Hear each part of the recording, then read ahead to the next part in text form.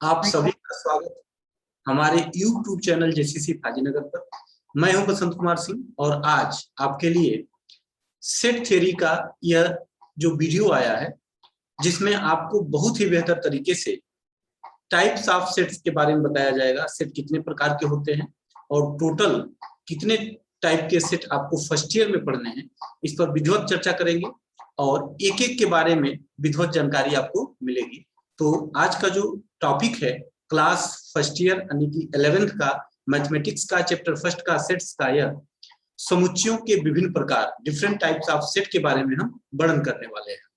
जिसमें से सबसे पहला जो सेट आपको पढ़ना है उसको हम कहते हैं रिक्त समुच्चय, नल सेट, इम्पटी सेट क्या है, इस पर विधिवत हम आपको जानकारी देंगे।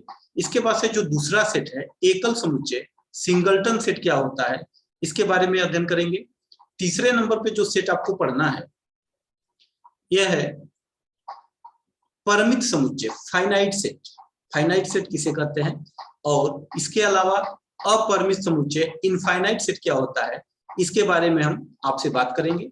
और इसके बाद जो हम 5वें नंबर पर पढ़ेंगे विसंगीत समुच्चय और डिसजॉइंट सेट क्या होता है, विसंगीत समुच्चय क्या होता है या असंयुक्त समुच्चय क्या होता है, इस पर चर्चा करेंगे। इसके बाद हम पढ़ने वाले हैं समतुल्य समुच्चय किसे कहते हैं, समतुल्य क्या होता है, इक्विवेलेंट सेट किसे कहते हैं।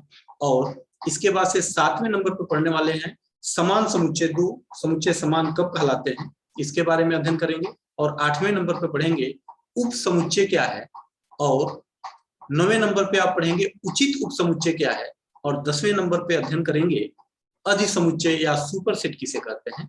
तो इस पूरे सेट के बारे में अगर आप बिल्कुल बेहतर तरीके से जानना चाहते हैं तो इस पूरे वीडियो में बने रहिए। हम आगे एक एक सेट के बारे में आपसे विधिवत चर्चा करेंगे और एक एक चीज को विधिवत जानकारी देंगे ताकि आपको बिल्कुल समझ में आ जाए। तो आप ये पूरा वीडियो देखिए। अगर अभी तक आपने इस चैनल को सब्सक्राइब नहीं किया है तो इस चैनल को सब्सक्राइब कर लीजिए और बेल आइकन को दबाना न भूलिए ताकि आने वाले वीडियो के नोटिफिकेशन आपको मिलते रहे।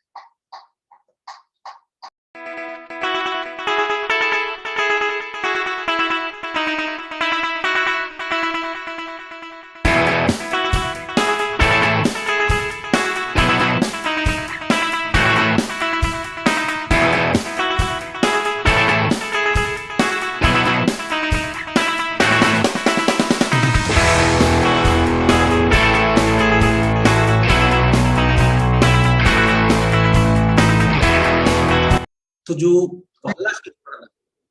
पहला सेट है रिक्त समुच्चय क्या होता है, यानी कि ऐसा समूह जिसमें कोई भी एलिमेंट नहीं होता है रिक्त समुच्चय कहलाता है। जैसे हम कहें कि भारत के उन व्यक्तियों का समुच्चय जिनकी उम्र 300 साल है, तो उसमें किसी का नाम नहीं आएगा।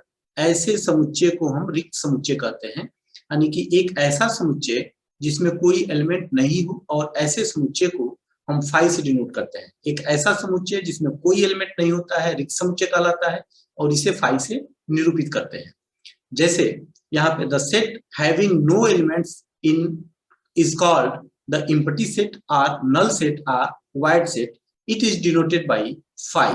जैसे आप एग्जांपल में ले सकते हैं x such that x is equals to x, x x के बराबर नहीं होता है या होता है, इसमें लिखा गया है x such that x not equal to x, कोई भी ऐसी संख्या नहीं है जो अपने आप के बराबर नहीं होती है। इसी तरह से एक सेट बी लिखा गया है जिसमें आपसे यह बताया गया है कि x such that x square equal to 9 is an even number. अगर हम x स्क्वायर इक्वल टू 9 लिखे हैं और इसको सॉल्व करते हैं तो x की वैल्यू प्लस माइनस 3 आती है, इवन नंबर नहीं आता। इसका मतलब इसमें कोई भी इवन नंबर ही लिखना है तो यह रिक्त हो जाएगा क्योंकि इसका सोल्यूशन इवन नंबर नहीं आता है। तो ऐसे समुच्चय को हम रिक्त समुच्चय कहते हैं जिसमें कोई एलिमेंट नहीं होता है। इसके बाद हम एक एग्जांपल यहाँ पे लिखे हैं, नोट करके लिखा गया है कि अगर आप 0 लिखते हैं एक एलिमेंट हो जाएगा, यह नल सेट नहीं कहलाएगा। ऐसा नहीं है कि 0 का मतलब कुछ नहीं होता है तो यह नल सेट कहलाएगा। करली ब्रैकेट में 0 लिखा गया है, इसका मतलब एक एलिमेंट 0 है, तो ऐसे समुच्चय को हम नल सेट नहीं कहते हैं। अगर 5 भी लिख दिया गया है ब्रैकेट में तो भी यह नल समुच्चय नहीं है। अब हम दूसरे सेट की बात करते हैं, एकल समुच्चय किसे कहते हैं, यानी कि एक ऐसा समूह जिसमें केवल एक ही व्यक्ति संभव हो। जैसे वर्तमान में विद्यालय के प्रधानाचार्य, एक ही प्रधानाचार्य होते हैं, ऐसे समुच्चय में एक ही व्यक्ति का नाम आता है, ऐसे समुच्चय को हम एकल समुच्चय कहते हैं। जैसे भारत के वर्तमान प्रधानमंत्री का समुच्चय, मुख्यमंत्री का समुच्चय, वर्तमान राष्ट्रपति का समुच्चय अगर बनाया जाए तो सिर्फ एक व्यक्ति का नाम आता है, और ऐसे समुच्चय को हम एकल समुच्चय कहते हैं, जिसमें केवल एक ही एलिमेंट होता है। A set containing only one element is called a singleton set।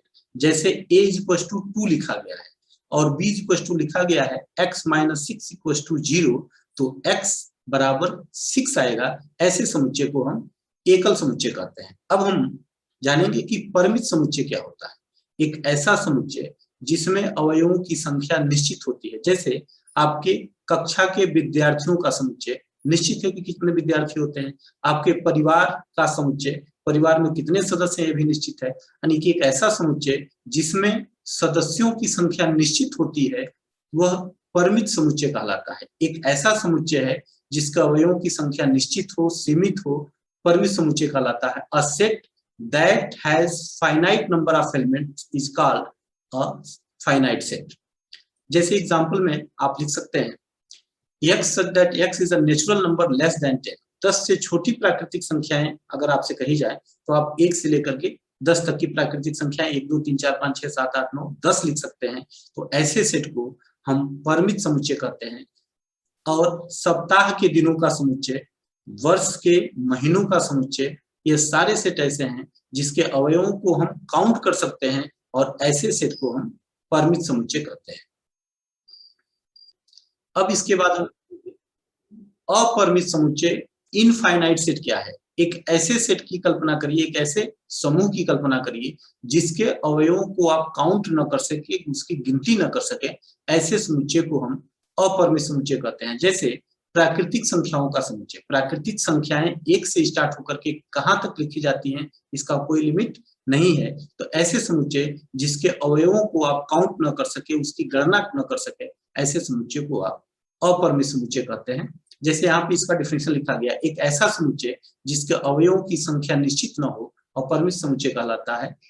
A set containing uncountable number of elements is called a finite set। Example में आप लिख सकते हैं प्राकृतिक संख्याओं का समुच्चय set of natural number n से डिनोट करते हैं, और n इज इक्वल टू 1 से तो स्टार्ट होगा, लेकिन कहां तक जाएगा 1 2 3 डैश डैश करके छोड़ देंगे। अगर सेट में अवयवों की संख्या लिमिटेड नहीं है, अनलिमिटेड है उसकी, तो इसको हम डैश डैश करके छोड़ देते हैं। 1 2 3 4 या इनफाइनाइट तक चला जाएगा। इसी तरह से एक सरल रेखा पर स्थित बिंदुओं का समुच्चय बनाया जाए तो एक सरल रेखा पर अनंत बिंदु संभव है, तो यह भी जो समुच्चय बनेगा एक अपरिमित समुच्चय होगा। इसके बाद से जो पांचवा समुच्चय हम लोगों को पढ़ना है, पांचवा जो मुख्य समुच्चय है विसंगीत समुच्चय, या इसको असंयुक्त समुच्चय कहते हैं। 2 या 2 से अधिक ऐसे समुच्चय जिसमें कोई भी एलिमेंट कॉमन न हो, एक भी एलिमेंट कॉमन न हो, ऐसे समुच्चय को हम विसंगीत समुच्चय कहते हैं। इसका डिफिनेशन लिखा गया है, 2 या 2 से अधिक समुच्चय जिसमें कोई भी अवयव उभयनिष्ठ न हो, विसंगीत समुच्चय या असंयुक्त समुच्चय कहते हैं। यहाँ पे इसका डिफिनेशन लिखा गया है, 2 or more than 2 sets are said to be disjoint set if they have no element in common। Example में हमने यहाँ पे एक सेट बनाया है जिसमें एलिमेंट लिखा गया है A B C D, और दूसरा सेट बनाया है B 1 2 3 4 5 6 7 लिखा गया है। इन दोनों में कोई भी एलिमेंट कॉमन नहीं है, तो इस तरह के सेट को हम डिसजॉइंट सेट या। तो छठवां जो सेट हम लोगों को पढ़ना था स्वतुल्य समुच्चय, जिसे हम इक्विवेलेंट सेट कहते हैं। इसमें आपको यह बताना था कि 2 सेट इक्विवेलेंट सेट कब होते हैं। 2 सेट इक्विवेलेंट सेट होते हैं, 2 समुच्चय को स्वतुल्य समुच्चय कहा जाता है यदि उनके अवयवों की संख्या समान हो। 2 सेट हो और दोनों में अवयवों की संख्या समान हो, तो ऐसे सेट को हम स्वतुल्य समुच्चय कहते हैं। जैसे एक सेट A है और उसमें 4 अवयव है, B में भी 4 अवयव है, तो ऐसे सेट को हम स्वतुल्य समुच्चय कहते हैं। 2 sets are equivalent to each other if the number of elements in both the set is equal। जैसे यहाँ पे एक एग्जांपल में आपको दिखाया गया है कि एक में 1 2 3 4 एलिमेंट है और बी में A B C D 4 element हैं, दोनों के अवयव अलग अलग हैं लेकिन उनकी संख्या समान है, इसलिए इस समुच्चय को हम स्वतुल्य समुच्चय कहेंगे। और बहुत ही आसानी से आपको समझ में आ गया होगा कि दो समुच्चय हो, दोनों के अवयवों की संख्या समान हो, अलग अलग भले ही हो लेकिन उनके अवयवों की संख्या समान हो, ऐसे समुच्चय को हम स्वतुल्य समुच्चय कहते हैं, जैसा कि आपको ए और बी दो उदाहरण में आपको बताया गया। अब हम पढ़ने वाले हैं कि समान समुच्चय क्या कहलाता है, इक्वल सेट क्या होता है। तो दो ऐसे समुच्चय जिसके अवयव बिल्कुल एक जैसे हों, ए के जितने जो एलिमेंट हो वही बी में भी हो, यानी कि ए के सारे एलिमेंट बी में हो और बी के सारे एलिमेंट ए में हो, ऐसे समुच्चय को हम समान समुच्चय या इक्वल सेट कहते हैं और इसे ए इक्वल्स टू बी से प्रदर्शित करते हैं। यहाँ पे आपको एक डिफिनेशन बताया गया है, two sets are said to be equal if they contain the same number of elements। यहाँ हमारे बगल में दिखाई दे रहा है, अगर ए के और बी के अवयव समान हो तो इस सेट को हम a इक्वल्स टू बी से प्रदर्शित करते हैं, और ए और बी के अवयव समान नहीं है तो a not equals to B से निरूपित करते हैं। यहाँ पे दो एग्जांपल लिए गए हैं, ए में एलिमेंट है 2 4 7 और बी में 4 7 2, यानी कि ए के सारे एलिमेंट बी में है और बी के सारे एलिमेंट ए में है, तो ऐसे समुच्चय को हम समान समुच्चय करते हैं और a इक्वल्स टू बी से लिखते हैं। दूसरे उदाहरण में ए में एलिमेंट दिया गया है 2 3 4 और बी में दिया गया है 3 3 2 4 4 4। अब बी के एलिमेंट 3 चाहे जितने बार लिखा जाए उसमें एक एलिमेंट 3 है, 4 जितने बार लिखा जाए उसका एक एलिमेंट 4 है, तो इसमें भी अवयवों की संख्या समान है, जितने ए में है उसी वही एलिमेंट बी में भी है, तो यहाँ भी दोनों सेट इक्वल सेट कहलाते हैं। किसी समुच्चय में किसी अवयव की पुनरावृत्ति करने पर समुच्चय नहीं बदलता है। और दूसरा जो मुख्य बात कहा गया है कि सभी समान समुच्चय इक्विवेलेंट होते हैं, लेकिन सभी इक्विवेलेंट समुच्चय समान होते हैं, यह संभव नहीं है कि सभी समान समुच्चय इक्विवेलेंट तो होते हैं लेकिन सभी इक्विवेलेंट समुच्चय समान हो, ऐसा आवश्यक नहीं है, ऐसा होना आवश्यक नहीं है, जैसा कि आपको यहाँ चित्र में दिखाया गया है। अब जो हम पढ़ने वाले हैं उप समुच्चय सबसेट क्या होता है। जैसे किसी एक सेट से कुछ एलिमेंट लेकर के एक नया सेट बना दिया जाए तो जो यह नया सेट बनेगा पुराने वाले सेट का सबसेट कहलाता है। इसको डिफाइन किया गया है कि माना ए और बी दो समुच्चय हैं और समुच्चय ए के सभी एलिमेंट समुच्चय बी में है तो ए बी का सबसेट कहलाता है। A set A is called the subset of B if every element of the set A is also an element of set B। A के सभी एलिमेंट B में हो तो A B का subset कहलाता है। जैसे यहाँ पे दिखाया गया है, इसे एक सिंबल A सबसेट B लिखते हैं और A सबसेट B पढ़ते हैं, ऐसा चिन्ह बनाया जाता है उनके तरह का, तो A B का सबसेट कहलाता है। इसको लिखने का ये तरीका है और इसे A सबसेट B पढ़ते हैं, जैसा कि यहाँ पे आपको नीले कलर से लिख करके दिखाया गया है। 5 प्रत्येक समुच्चय का उपसमुच्चय होता है और किसी समुच्चय में यदि n अवयव हैं तो समुच्चय के n अवयव होने पर उसके उप समुच्चयों की संख्या 2 to the power n होती है। यहाँ पे अवयवों की संख्या नहीं, उप समुच्चयों की संख्या 2 to the power n होती है और प्रत्येक समुच्चय अपने आप का एक उचित उप समुच्चय कहलाता है। यहाँ पे ए के एलिमेंट हैं ए और बी, तो समुच्चय के अवयवों की संख्या 2 है, जिसको cardinal number of A is equal to 2 पढ़ते हैं। और इसके ए के उप समुच्चयों की संख्या आपसे पूछी जाए तो 2 पर 2 घात लगाएंगे, जितने n का मान होगा उतना घात लगा करके हम कुछ उप समुच्चयों की संख्या ज्ञात कर सकते हैं। तो 2 पर 2 घात यानी कि 4 उप समुच्चय बनेंगे, जिसमें से एक फाई है, एक ए है, एक बी है और एक ए बी है। तो ए के कुछ एलिमेंट लेकर के या सारे एलिमेंट लेकर के यहाँ पर समुच्चय बनाया गया और उसकी संख्या 4 है। तो बताया गया था कि 5 प्रत्येक समुच्चय का उप समुच्चय होता है।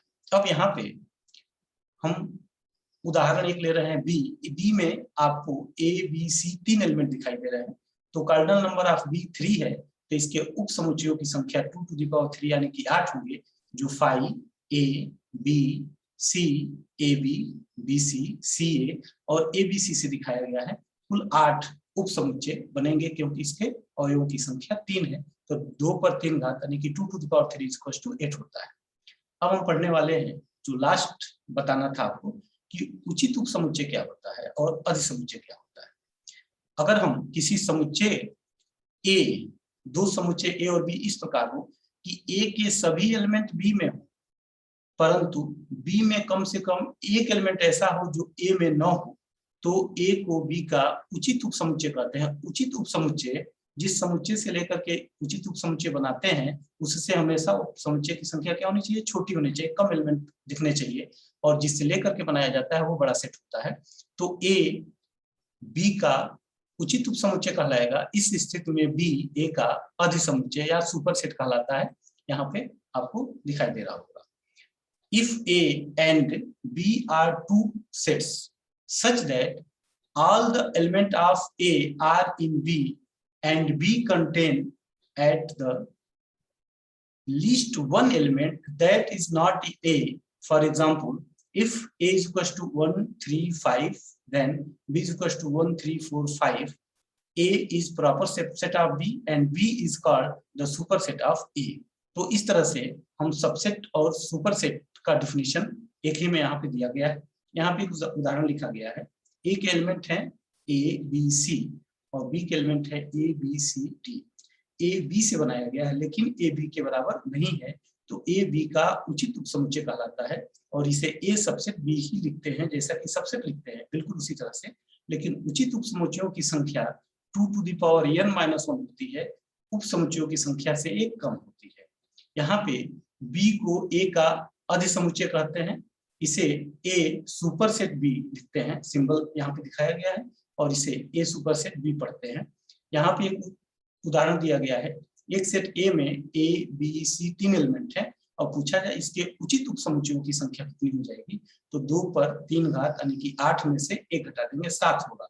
और सातों एलिमेंट यहाँ लिख करके दिखाया गया है। 5 है, 1 है, 2 है, 3 है, 1 2 2 3 और 3 1 यहाँ उचित उपसमुच्चय है, क्योंकि जितने भी उपसमुच्चय लिखे गए हैं वह ए से छोटे हैं, इसलिए ए के उचित उपसमुच्चय कहलाएंगे, लेकिन इनका ए अधिसमुच्चय यानी कि सुपरसेट कहलाएगा। तो हमें आशा है कि यह आप वीडियो पूरा देखें। इसके लिए बहुत बहुत धन्यवाद। इसको लाइक करिए, शेयर करिए, और इसको अभी तक इस चैनल को सब्सक्राइब नहीं किया है तो सब्सक्राइब कर लीजिए, ताकि आने वाले वीडियो का नोटिफिकेशन आपको मिलता रहे। इसके लिए बेल आइकन जरूर दबाइएगा। तो हमें आशा है कि ये वीडियो पहले वीडियो की तरह से भी आप अधिक से अधिक शेयर करेंगे और अधिक से अधिक लाइक करेंगे। और पूरा वीडियो देखने के लिए बहुत बहुत धन्यवाद। जय हिंद।